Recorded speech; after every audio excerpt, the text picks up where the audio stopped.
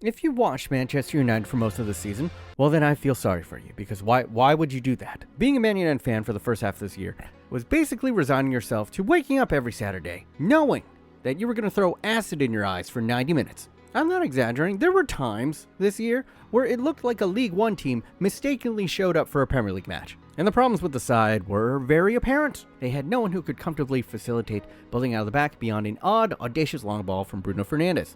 Casemiro, for everything that he brings, is not a great progressor of the ball, even when he's not under pressure. And when he's pressed, he is prone to commit an often costly mistake. Scott McTominay, this season has shown us anything, is probably better off as an auxiliary striker than a midfielder at this point. And Christian Eriksen is ancient and unable to fulfill the defensive and more physically combative tasks a deep-lying playmaker is asked to do. So the hope was the signing of Amrabat would be the cure-all to this issue. And he's been rubbish under pressure too. The only player on the scene that's any good at progressing the ball was Bruno Fernandes, who had to drop deeper and deeper to facilitate build-up play, which means he was rarely high enough up the pitch to contribute offensively. And with no one able to carry or progress the ball consistently for the attackers, Man United looked a complete mess. They were an overpriced Ferrari stuck on the side of the road with their engine constantly on fire. Hundreds of millions spent on a big red dumpster fire. Now, not quite Chelsea levels of lighting money on fire, but still quite fucked. Now, that was before Christmas, and since the start of 2024, Man United actually look like a Premier League team. As of recording this, they've won 6 straight in all competitions and have looked the best that they have all season long. So it begs the question, what has changed? But before we get into that, like FIFA, I gotta pay some bills. Which leads me to today's sponsor, Singalo. Listen, if you want some of the sickest, hard-to-find kits from around the world, then Singalo is the site for you. They are the official kit sellers of some of the best teams from around the world that only the finest football connoisseurs would know about. Oh, this old thing is just a kit from Stallion Laguna, one of the coldest teams in the Philippines, but you probably never heard of them. And then you just saunter away with an air of superiority that is unmatched. And I mean, come on.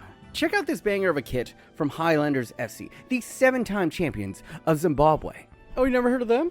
Didn't think so either. So if you want to get your hands on some of these rare, crispy-ass kits, then you gotta go ahead and click on the link on the top doobly-doo and start feeling better than your friends today. Thank you, Singalo. Now, back to the show. So what has changed to turn around, slightly, Man United's season? Well, the answer is the introduction of a local-born teenager, an academy product by the name of Kobbie Mainoo, or as he's known in some circles, as the younger brother of Love Island contestant Jordan Hames. All jokes aside, this 18-year-old has become the key missing cog in Man United's engine room, running the show in the midfield and crucially providing the bridge between defense and attack. How has this teenager been able to do what players 10 years his senior couldn't? Well, the secret is that Kobbie possesses 2 special traits that no other midfielder in the club has, and those are his 2 massive gargantuan balls.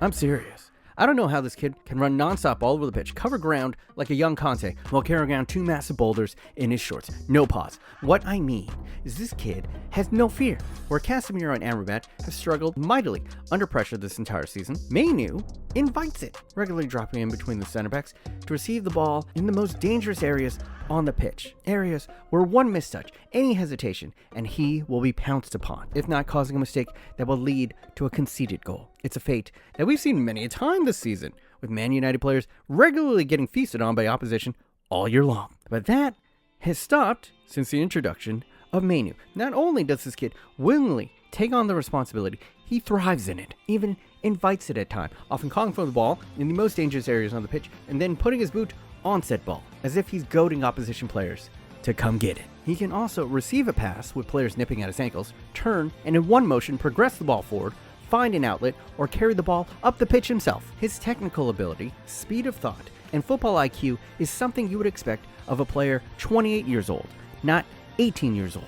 And where the game has looked half a second too fast for the likes of Casemiro, it has looked half a second too slow for Mainoo. And I know this is a different football, but he looks like a young Tom Brady, just calmly reading the field and taking what the defense gives him. And like Tom Brady, he simply never seems to make a poor decision. And that isn't even hyperbole, because in his second appearance ever for the senior squad, he put in an audacious 100% pass accuracy performance. And while he's only had a handful of starts this year, so far this season, his pass accuracy has hovered at 91%, which would put him in the career range of players like Luka Modric and Andres Iniesta.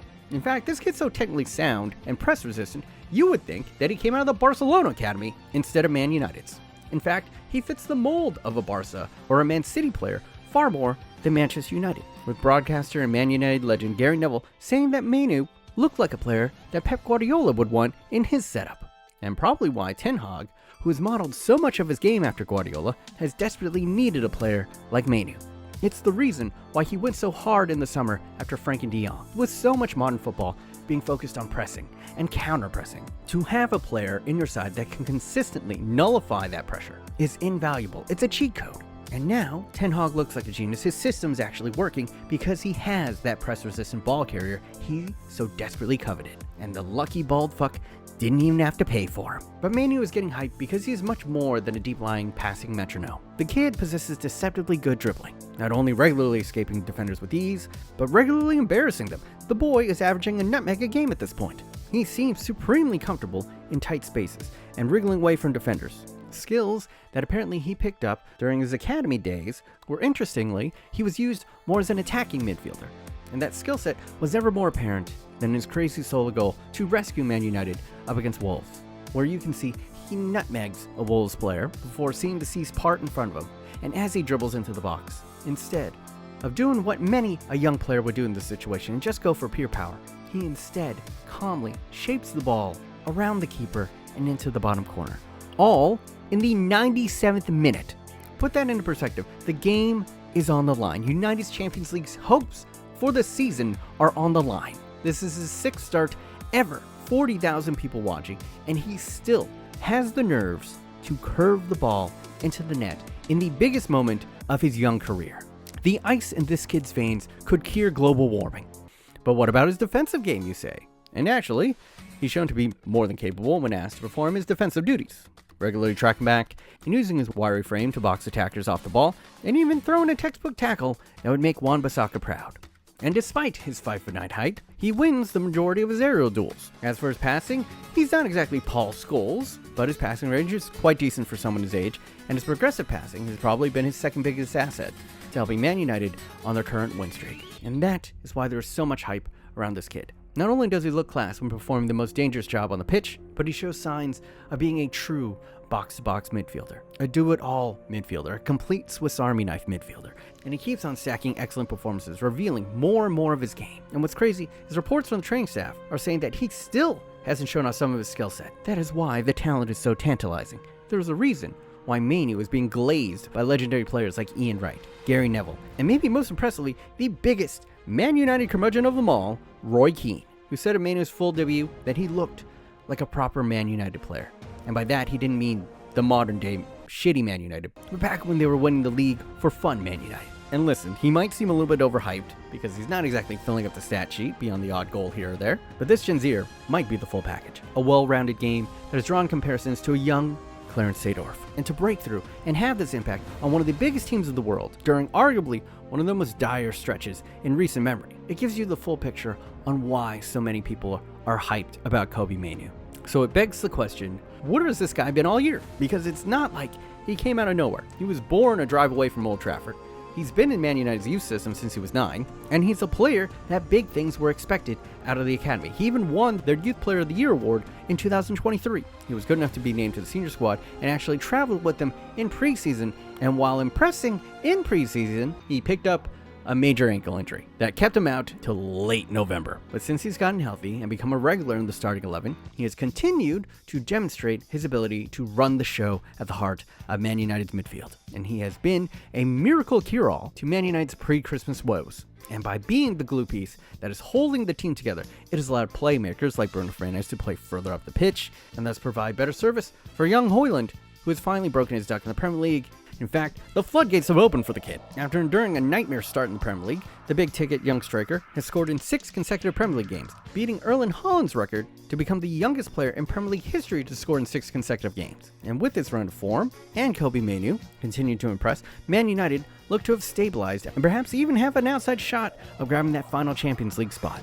And right as I recorded this, Højlund got hurt in training, and then Man United dropped the stinker of all stinkers by losing to Fulham in the 97th minute. So, fuck me, right? Yeah, we could kiss that Champions League spot goodbye. It's the hope that kills you sometimes as a Man United fan. But let's not get too myopic about this, okay?